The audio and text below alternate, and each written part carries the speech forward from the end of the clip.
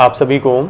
जैसा कि आप सभी जानते हैं, आयुर्वेदा के अनुसार पित्त दोष प्रतिनिधित्व करता है अग्नि तत्व का।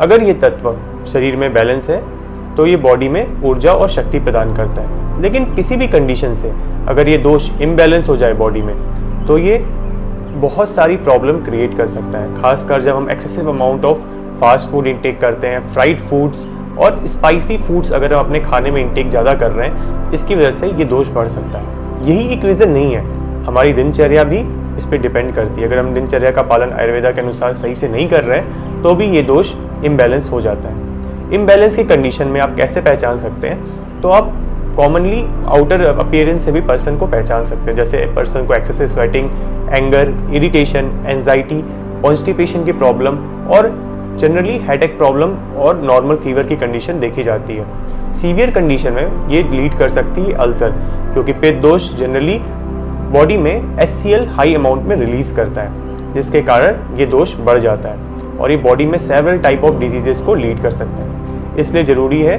कि इस डिजीज़ को हम बिल्कुल इसके जड़ से ख़त्म करें। इसके रूट कॉज को समझने के लिए इसके हमें लोकेशन के बारे में बहुत ही इंपॉर्टेंस जानना जरूरी है। इसे प्रीवियस वीडियो में हमने डिस्कस किया था पित्त दोष के बारे में डिटेल में और इसके कुछ सुपर फूड्स जिससे हम इसको बैलेंस कर सकें। इस वीडियो में हम डिस्कस करेंगे कुछ ऐसे 4 अमेजिंग योगा आसनास जिससे आप इस दोष को बिल्कुल रूट कॉज से ख़त्म कर सकते हैं। सबसे पहले हम इसको समझने के लिए पित्त दोष के लोकेशन को समझते हैं, जिसमें चरक संहिता में एक श्लोक मिलता है, नाभिर अमाशय स्वेदो लसिका रुधिरम रस हृक स्पर्शनम च पित्तस्य नाभिरत्र विशेषता, जिसमें बताया गया है क्लियरली कि इसका जो विशेष स्थान है वो है नेवल एरिया, यानी हमारी नाभि, स्टमक, लिवर और इंटेस्टाइन।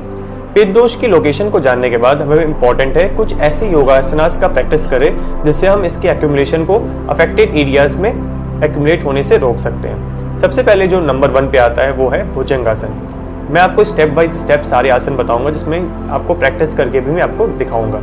नंबर 1 पे जो आसन आता है उसमें भुजंगासन, जिसे हम कोबरा पोज के नाम से भी जानते हैं। इस आसन में फर्स्ट स्टेप ये है, आपको lay down on your face, जिसमें आपका chin towards the touching the ground. धीरे धीरे आपको अपने हेड को लिफ्ट अप करना है and the arm supporting towards the body, near the body आपको आर्म को सपोर्ट करना है। उसके बाद धीरे धीरे अपने हेड को लिफ्ट अप करना है। हेड को लिफ्ट अप करने के बाद धीरे धीरे अपने upper portion of the body को लिफ्ट अप करना है, जिस तरह आपको दिखाया गया है। इस तरह आप रेगुलरली प्रैक्टिस कर सकते हैं। इसके लिए ध्यान रखना है आपको 5 to 10 minute morning time empty stomach आपको प्रैक्टिस करना है, तो इसके बेनिफिट ज़्यादा होंगे। सेकंड योगासनास की जो हम बात कर रहे हैं उसमें आता है विपरीत करनी। विपरीत करनी में सबसे पहला स्टेप है आपको lay down on your back.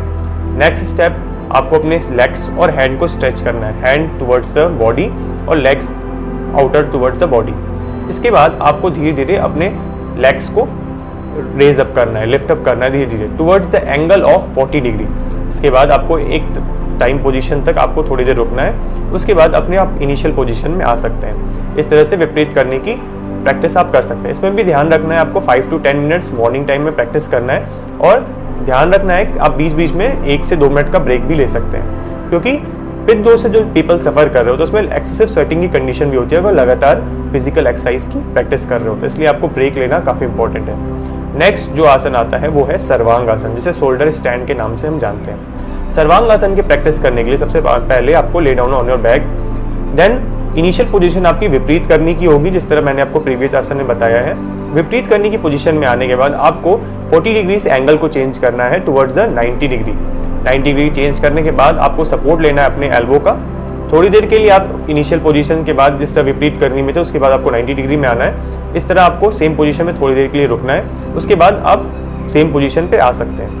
इसको भी आप 5 to 10 minutes morning time empty stomach practice करना है। ध्यान रखना है अगर सर्वाइकल कंडीशन हो तो आपको इसको प्रिवेंट करना है और दूसरे आसन आप प्रैक्टिस कर सकते हैं। इसलिए आपको ध्यान में रखना है, कुछ प्रिवेंशन भी इसके साथ में आपको लेना है। जो नेक्स्ट योगासनस की हम बात करने वाले उसमें आता है हल आसन, जिसे हम प्लो पोज के नाम से भी जानते हैं। ये आसन काफ़ी इंपॉर्टेंट है क्योंकि ये पित्त दोष के एक्यूमुलेशन को रोकता है और इसको बैलेंस भी करता है। हल आसन को करने के लिए सबसे पहले आपको सर्वांग आसन की पोजीशन में ही आना है और धीरे धीरे आपको अपने लेग्स को स्विंग अप करना है ओवर द हेड।